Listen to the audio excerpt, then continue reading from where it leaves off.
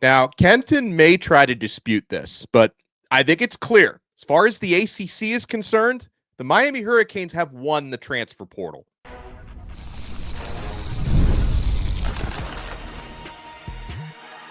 You are Locked On ACC, your daily podcast on the Atlantic Coast Conference.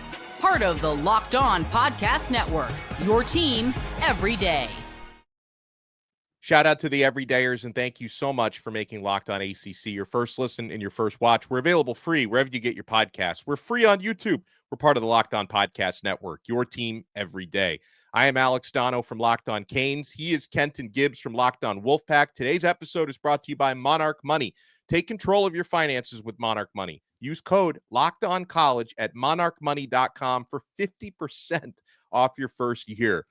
On this loaded episode, we'll talk about something that ACC administrators are more than likely going to approve in the upcoming ACC spring meetings in Florida, and that is shortening the basketball schedule, at least the conference schedule, and why that might not be such a good idea. There is an update, and Kenton, you know, we hate to do this, but there is an update on Bill Belichick and the girlfriend. But I wouldn't say this one is so much of a TMZ update. This is more of a professional update. Would you be okay if we revisit the Belichick topic today? I mean, it seems like we got to, so let's get into it. Let's talk about the newest development, because apparently Belichick is a listener of this show. He's a fan of the show. He's a friend of the show, apparently. So, proceed, Donno.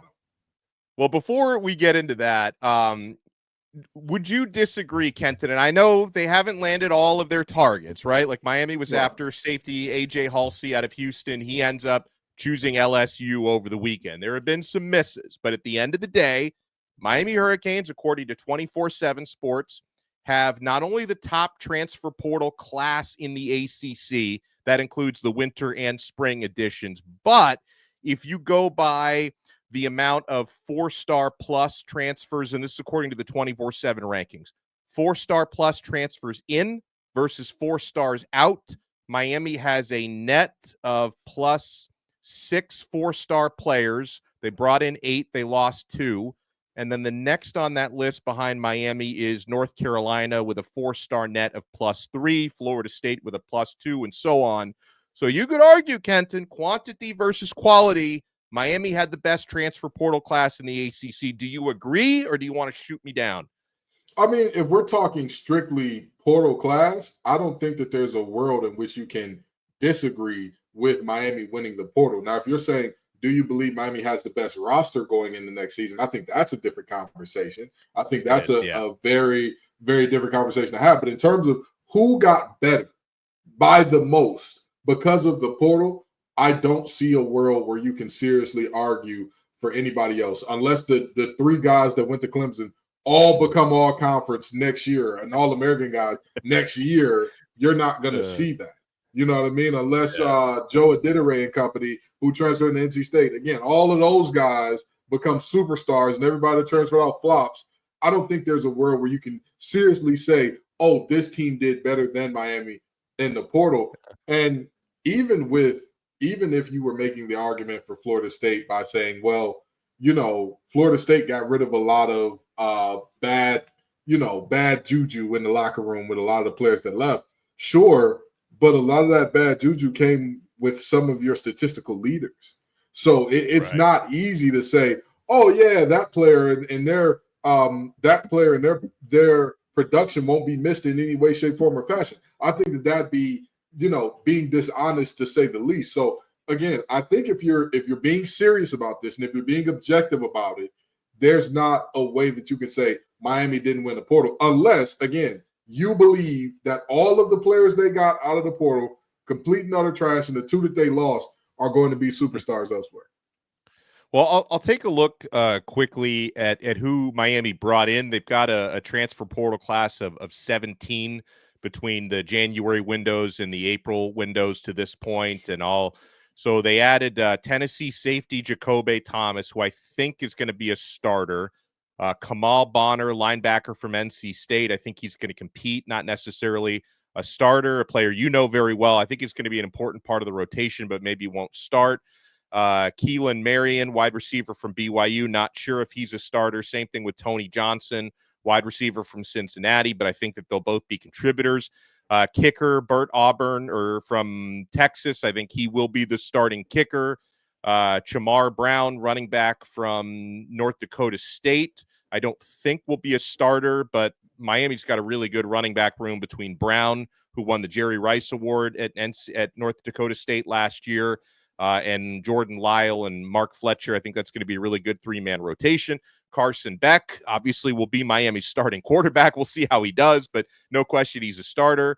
Looking for other starters here. James Brockermeyer, center out of TCU. He will be Miami's starting center. Xavier Lucas, I believe, will be Miami a starting quarterback, starting cornerback, I should say, with Miami. Charles Brantley might be Miami's starting nickel. Zechariah Poyser, safety out of Jacksonville State, I think will be a starting safety. David Blay might be a starting defensive tackle. CJ Daniels will probably be a starting receiver. So I do see, kind of going through that list, probably, 8, 9 players who could very well be starters for Miami this year. So I think overall they did a really good job. And their notable loss, the most notable loss, was Isaiah Horton, wide receiver, who would have been a starter, who went to Alabama. So that was the most notable loss. I think they had a lot of notable gains. Oh, absolutely. Although I do want to acknowledge, on this show, there was a lot of berating of that Georgia Bulldog offensive line and run game. And yet, in the NFL draft, 3 of the top 100 picks belong to the very same offensive line. I'm just saying. I'm just saying. But no, seriously. That might be an indictment of their offensive line coach, Stacy Searles. That may be an indictment on him, because he couldn't seem to get that unit working together very well. Good players, not a good unit. And I'll give you that. I'm just saying, I'm not used to seeing players from bad units drafted, because I've seen some bad units in my day. And I haven't seen NFL teams salivating to waste top 100 pick type of draft capital on them. That's all I'm saying, Donno. It's an unfamiliar condition, if you will. A lot of busts coming out of Georgia's offensive line in that 2025 draft. He said, write him off already. If you drafted one, write him off. He gonna stink. Write him up. He's going to be terrible. You know who? So I'm looking at the ACC transfer portal rankings. After Miami at number 1, you got Florida State at number 2 with 23 commits. 8 4-star guys came in. North Carolina at number 3, huge transfer class of 34 commits, 7 4-stars. So a team that like SMU comes in at number 8, kind of right in the middle. They lost some good players from last year's team. I'm actually a little surprised SMU didn't do better, and also their net rating of incoming 4 stars versus outgoing is even at 0 net, so they brought in as many 4 stars as they lost. Are you a little bit surprised that SMU, coming off their first season in the ACC championship, that they weren't a little more aggressive and successful in the transfer portal? Because I thought they would end up being in the top 3 or 4, and they weren't. Absolutely. You got, when you got boosters who are former presidents and you make it to the conference championship in your first year, you would think all in is the plan there. You would think, hey, we are going to become the premier football school in North Texas, period. We are going to make it so that TCU looks obsolete compared to us. Texas Tech, what are they even doing over there? Don't matter how many billionaires they got. We're rolling different. And to see that they did not do that in the portal is a little shocking to me. The main reason it's shocking, you talk about Clemson not using the portal, right? Even if Clemson didn't use the portal because they felt like they didn't need to, well, Todd McShay has, I believe, 4 Clemson Tigers inside his top 10 of the NFL draft next year. It makes sense to say, hey, we don't need a ton of guys to come in here. SMU, on the other hand, even without the guys that they lost in the transfer portal, just from graduation and whatnot, they lost a ton of talent. And so you need to find a way to meaningfully replenish that, or else you're going to find yourself in a bad way. Everybody talks about what did Lashley do to kind of get himself here in year 1. Stockpile on big bodies was what they did, better than many people would have imagined they were going to do coming in. And it seems like they haven't revamped that defensive line room that's losing multiple players in terms of graduation or the NFL draft right away. You needed to get that done. The pass catchers, the wide receivers, and tight end room, they lost talent from there. You've got to replace them. I don't think they did an adequate job of surrounding Kevin Jennings with talent. They have gotten a couple good backs, but I haven't seen the wide receiver and tight end talent that I would think they would need. Coming up next, I want to dive into transfer portal strategy because we've talked before here on Locked On ACC about the strategy of players, right? When is it time to leave? Is the grass necessarily greener somewhere else? But what about the strategy of coaches, GMs, NIL collectives? Is it better to attack it early, or is it better to wait for bargains? I want Kenton to weigh in on this when we come back. We're only getting started on this brand new episode of Locked On ACC. You want to keep it locked. Get the supplies you need from the site made for the skilled trades. Supply House. Whether you're in plumbing, HVAC, or electrical work, Supply House is the reliable way to order products online. Their easy-to-use website is packed with helpful resources and the latest product info to help you get the job done right. Plus, with a complete inventory of over 200,000 parts from 400-plus top brands, you'll find exactly what you need, delivered fast from coast to coast. Need help with an order? Supply House offers expert support and industry-leading service, so you'll always talk to a real person. And for trade pros looking for an extra edge, their free Trade Master program offers exclusive perks like a dedicated phone line, free shipping, and discounts on every order. Thousands of skilled professionals are already taking advantage. Now it's your turn. Join the Trade Master program today at supplyhouse.com/TM and start ordering plumbing, HVAC, and electrical supplies with just a few clicks. Plus, use promo code SH5 for 5% off your first order. That's supplyhouse.com.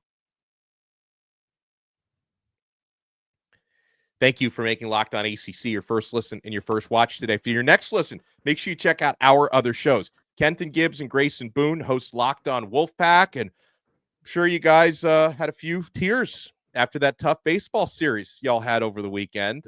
Meanwhile, on Locked On Canes, I'm pretty happy because Miami took a 2-game sweep in the series against NC State, with the third game mercifully for Kenton's Wolfpack getting rained out in lightning storm. So you didn't have to suffer a complete annihilation of a 3-game sweep. And, Miami baseball, 10 straight ACC conference wins, 3 straight conference sweeps, hottest team in the ACC. NC State used to be pretty hot, Kenton, but if you want to bow down to me and all my Miami glory, I will accept it. Hey man, baseball barely even revenue generating. All right, I don't even want to talk about baseball. You come over to Locked On Wolfpack. We're gonna talk about Will Wade. We're gonna talk about Paul Mabia. Okay, that's what or NBA rather. We're gonna talk about some Mr. Jang from or Mr. Dang rather from Florida State. That's what we're gonna talk about. PJ Haggerty the State. That's what we talk about. Locked On this. We ain't worried about one little bad series. We were bound for one eventually. We all right with that. But what's more important is, again, get ready to learn some reckoning ACC basketball. Get ready. Okay. All right. So let's talk about transfer portal strategies, Kenton. The portal has gotten so crazy with the amount of money that's getting thrown around. I mean, players, especially if you're a quarterback, you're getting 7-figure offers, allegedly $4+ million for Carson Beck at Miami. I have to say allegedly because Miami's a private institution. They don't have to release that stuff. So I don't exactly know how much Carson Beck is making, but the word on the street is about $4 million.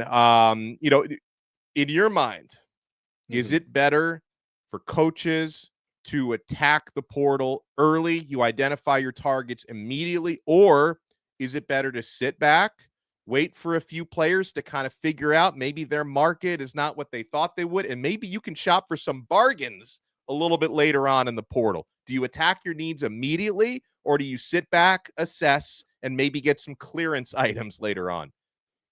I say the answer is a definitive yes. You see, what the strategy, hear me out here. Hear me out. If you have a player that this is my guy, right? Like if Cristobal believed, hey, Carson Beck is the best quarterback that's going to be in this portal. There's nobody better coming out. If you got the money to spend it, go ahead and spend it. However, I'm not a big believer in let's just be honest. I'm not going to name any names, but there have been schools that have just seen names jump in the portal and immediately are throwing life-size bags at them. It's like, that guy is not that. He's never been worth that. He'll not be worth that. You paying him will not make him jump up to that level. You'll just have paid him at a level that he's not at. So I think the key is it's more of an art than a science in understanding that, right? Work this the same way a professional team would in terms of, professional teams don't just go out and say, hey, we need to throw money away at whoever we can, because we're seeing quarterbacks that, you and I talk about Nico's timing. Think about this. How many quarterbacks would you say are worse than Nico that are making comparable or better money than him? And I get it. Part of that is because he went when he did. I get that. But how many quarterbacks would you say are comparable or worse that are making better money because some coach said, oh, we need a guy right now. We're going to throw the money at him right now. And then you ultimately end up with a guy that, again, you've paid him like he's a top-notch guy. Yeah. Is he that? Sure. Do we how much better, if at all, is Darian Mensah than Nico? Because that was, Mensah, who, and I give credit, like Duke went out, they got their guy and reportedly paid a lot for. That was another one reportedly in the $4 million range. What is it reported that Nico's getting at UCLA? Like under $2 million? Like it's about $2 million, slightly under. About $2 million. That's the number. 1.5 to 2 is what's being speculated. So would you rather have Nico at 1.5 million than Mensah at like 3.8 million? Probably, right? That's a bargain. And that's my thing. If you absolutely love Mensah, if you watched him play and you're like, there's not another him, this is our guy, I don't give a damn how you cut it, how you slice it. We need him. Pay what you pay. But how many times have we seen teams go in the portal and go pay a young man? And I'll even admit, my teams have done it. Pay the young man, very fine cashola in the portal, and then he gets to NC State, and he is who he is. And we imagine, what did you expect from him? Why would you expect some new greatness from that was never who he was? So again, I would say if you are 100% sold out on a guy, take your big swing. But every swing can't be for the fences.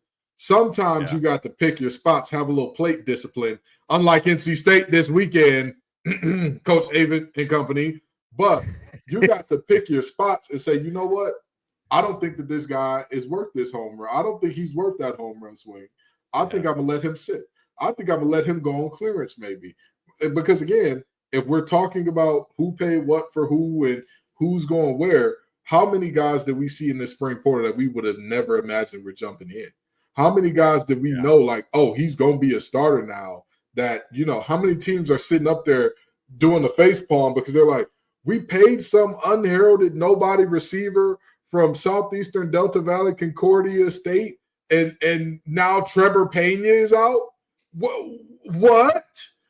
So again, it's all about again being aggressive when you know, but if you're unsure, if you're like, he'd be nice, he's a nice to have, but he's not a must have, take your time. There may be something better out there. I also I think there's a big correlation in the context of how far away your team is from competing for a championship and how glaring your needs are. Because, okay, the number one team in the transfer portal this cycle and number one by pretty large margin in terms of how many players and the quality players they brought in is LSU. And so, and I think the context matters there because LSU, tremendous offense, a lot of holes on defense. They're in the most competitive conference, at least that's what they tell you in the SEC, right? And also, but LSU has an opportunity, they have an opportunity to be a team that can compete for a conference championship and a college football playoff. So I think they looked out and said, we have to be really, really aggressive and we need to go out and bring in as many difference makers as possible. So they had to go out and win the portal for that reason. I know that there was some of that attitude in Miami as well. That's why they were very aggressive for Carson Beck, because if they didn't have Carson Beck, there's a huge drop off in the quarterback room after that. So they needed somebody of that experience level and of that caliber versus, and maybe this is a terrible example because this team doesn't use the portal like that anyway, but Clemson, who did pick up 3 transfers, but they've got the highest returning talent ratio in the entire country, well, in the entire ACC anyway. I'm not sure about the rest of the country, but they have, they're bringing back more of their contributors and starters from last year than anyone else in the ACC. And, they already have a really good roster. They didn't have a whole lot of holes to fill. So it kind of makes sense for multiple reasons why Dabo wouldn't be as aggressive there. So I think the context also matters. I mean, if your team already stinks and you're nowhere close to competing, maybe you put more of your NIL money into recruiting, players out of high school. Whereas if you feel like you're, hey, I'm a safety and a cornerback and a wide receiver away from being a championship level team, we better go get some free agents in the portal. So I think that context also matters. Well, I see where you're coming from. I don't fully agree, because if you're a bad team, okay, how many years do you have as a coach to be bad? How many That's years true. as a coach do you have to stink it up before? You know what I mean? Like, Fair. you look at both of our coaches. Let's just say, hypothetically, both teams are on an even playing field, middle of the road, right? NC State's middle of the road, Miami's middle of the road. This is year what for Mario Cristobal? 5, 6? Going into 4. Okay, going into 4. Do you think that Miami would be okay with them being middle of the road year 4? No. So you can't, even if you thought our best shot here, if everything shakes right for us, we could end up on the outside looking in at the playoffs. Okay, everything goes perfect. You still can't sit on your hands and say, we'll punt this year, recruit high school, and hopefully those guys develop into something, because by the time those guys are senior, your tail is going to be somebody offensive line coach again, brother. You're not going. That's a good point. You're not going to be around. Even if your team is the worst team in the nation, you better find a way to make them better, or else that leash is going to get yanked right up off you. And hey, don't worry about it. Just look at the trees. Don't pay attention to anything else. Just come out here and look at the tree line with me, and you'll walk away with a nice little buyout. But, for lack of a better term, you're going to get whacked. Yeah. Yeah, no, that's a great point. All right, couple things we have to talk about coming up next.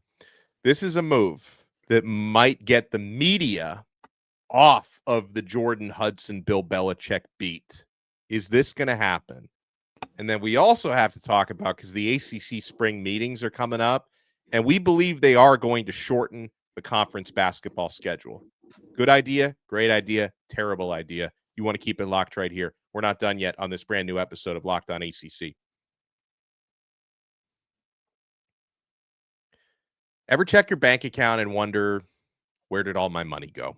Yeah, between dining out, online shopping, entertainment, it's easy to lose track, and that's where Monarch Money comes in. Your personal CFO, giving you full visibility and control over your finances.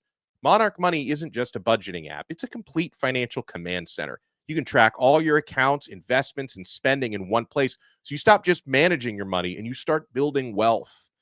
Guys, instead of juggling multiple apps, I use Monarch and Monarch only to check my finances, track my spending, even plan long-term goals. And then managing money with your partner is smoother than ever. You can track shared and personal accounts, set goals, stay on the same page without the stress. When you start using Monarch, you're going to realize how much money you're overspending in certain areas. It's going to help you take control of your finances with Monarch Money. Use code LOCKEDONCollege at monarchmoney.com for 50% off your first year. That's monarchmoney.com, code LOCKEDONCollege for half off your first year.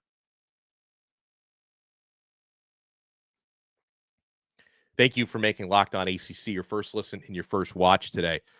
All right, so ProFootballTalk.com has reported that Bill Belichick has been exploring hiring an experienced PR specialist, i.e. someone to replace his 24-year-old girlfriend who's currently handling his PR and reportedly not doing the best job at it, if you'd read about that disastrous CBS interview. So Belichick, according to Pro Football Talk, has been having conversation with former Bears VP of Communications, Brandon Faber. The discussions have been occurring for a couple of months. Maybe Belichick has known for a while Jordan Hudson is not the answer here. I mean, maybe the relationship, fine. The working relationship, not so much. They say for now, however, nothing has been completed or formalized. The potential assignment encompasses working directly for North Carolina and or assisting Belichick with non-UNC matters like his book.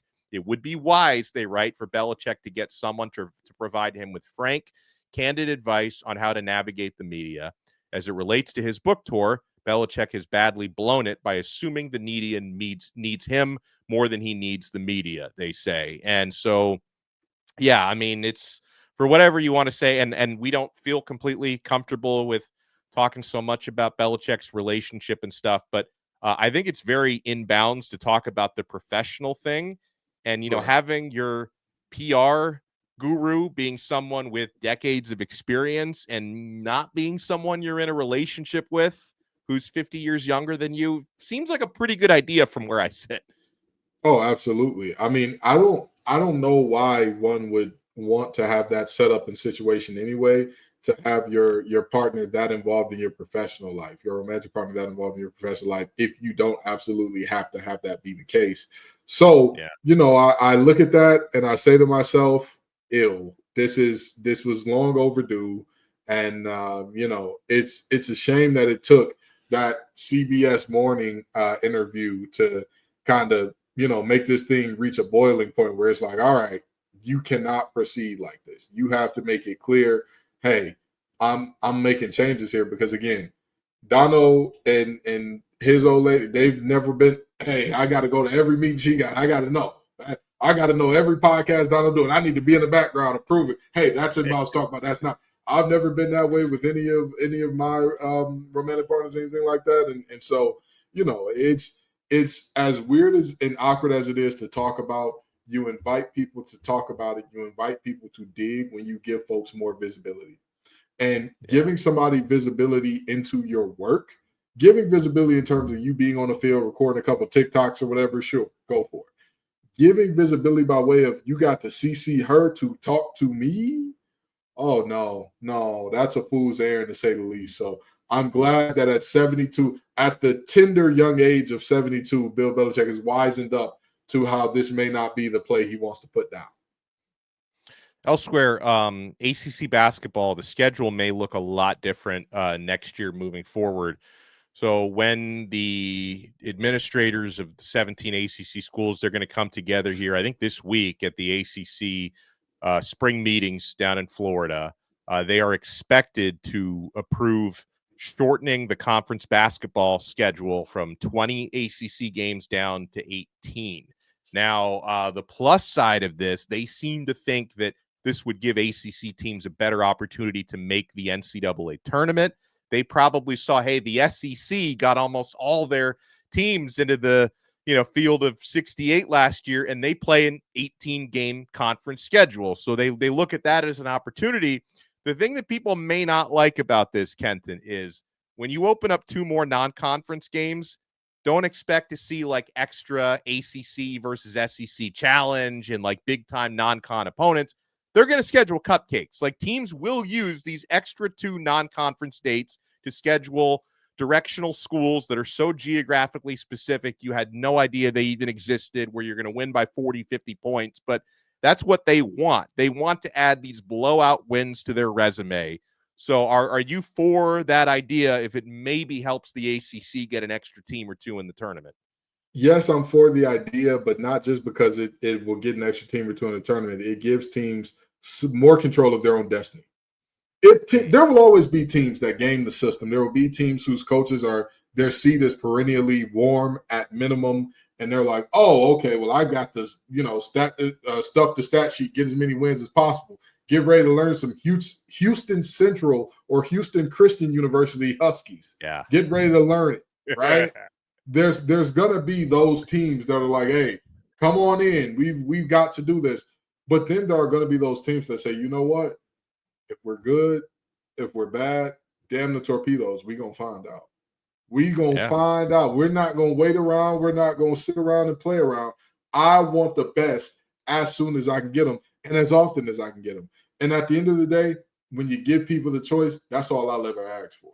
Give people the opportunity to schedule better. Like you said, Donald, there will always be those coaches who are like, hey, man, I can't afford to miss the tournament this year. And scheduling Detroit Mercy won't help out our net ranking much, but beating the mighty Titans, beating those mighty Titans it'll do more for us than getting our heads beat in by Kansas by 40. There will always be those schools. If that's your choice, that's your choice. But just know, you're going to look funny in the light compared to the ACC schools that do use that opportunity, like a Duke per se. I believe they're playing St. John's or somebody like that in Madison Square Garden coming up here. Yeah, like there right. are teams, there are teams that are going to use their opportunity like that, and so you've got to give credit to a Duke for doing that. NC State is in the midst of a home and home with Kansas. You've got to give them credit for doing that. Teams that go out and seek competition, they'll get credit, they'll get adulation, and they'll get the net boost because of that. Teams that run from competition, we all see you. We will all see you, okay? You cannot run by scheduling Ohio Valley opponents like we won't notice. Why do you have a rivalry with Austin Peay? Stop playing them every year. What's going on here? Oh, man. Oh, well said. He is Kenton Gibbs from Locked On Wolfpack. Make sure you follow him at TGIF_Kenton. Follow me, Alex Donno, at Locked On Canes. Make sure for your next listen, you check out the Portal podcast. Our guy, Brian Smith, has been working overtime. And just because the portal is technically closed, you can't put your name in it anymore. There are still unsigned players in the transfer portal. And Brian is still doing 16 shows per day talking about all that good stuff. So make sure you check out the Portal Pod, and we'll talk to you next time on another episode of Locked On ACC. We are part of the awesome Locked On Podcast Network, your team every day.